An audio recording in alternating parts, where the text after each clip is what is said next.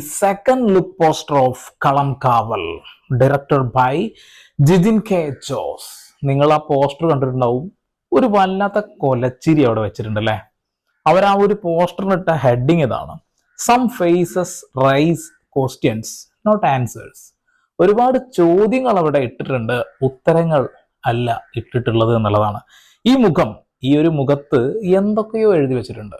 ഒരു പക്ഷേ 20 നായികമാരെ അല്ലെങ്കിൽ 21 നായികമാരെ കൊന്നുകൊണ്ട് അയാൾ നോക്കുന്ന ആ ഒരു നോട്ടമാണെങ്കിലോ, അല്ലെങ്കിൽ കോടതിക്ക് മുന്നേ 21 പേരെ കൊന്നതിന് തൂക്കിക്കൊല്ലാൻ വിധിച്ചപ്പോ ആ തൂക്കുകയറിൽ നിന്ന് ഊരി അത് ജീവപര്യന്തമാക്കിയ മോഹനൻ എന്ന് പറയുന്ന ആ കഥാപാത്രത്തിന്റെ കൊലച്ചിരിയാണെങ്കിലോ, അങ്ങനെ ഒരുപാട് ചോദ്യങ്ങൾ ഇട്ടുകൊണ്ട് തന്നെയാണ് കളം കാവൽ എന്ന സിനിമയിൽ മമ്മൂട്ടിയുടെ സെക്കൻഡ് പോസ്റ്റർ വന്നിട്ടുള്ളത്.